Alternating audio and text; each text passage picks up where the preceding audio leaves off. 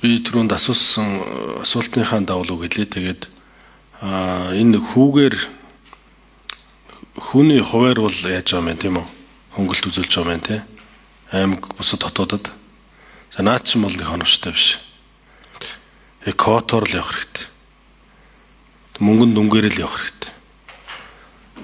Наад хүү чинь бол тэгж нэг их зүрх байхгүй дээ. Тийм учраас яг одоо дархан Эрдэнэтэд хэдэн хувийн одоо бусад хотуудад аймагуудад хэдэн хувийн тэгээ Улаанбаатар тал одоо хамаг юм шингээ гэдэг үйл ингээд төлөвлөж чадахгүй байгаа үстэй тийм ээ. Тийм учраас энийг одоо та тодорхой нэг ярилцаач. Энэ бодлого чинь хамгийн чухал байна. Энд ажиллаг байгаа хүмүүс ажлын байр руу явхад бэлэн байна. Гэр бүлтэйгээ явхад бэлэн байна. Яг наад одоо ипотекийн зээлчинд хэрэгтэй байна гэж хэлээ.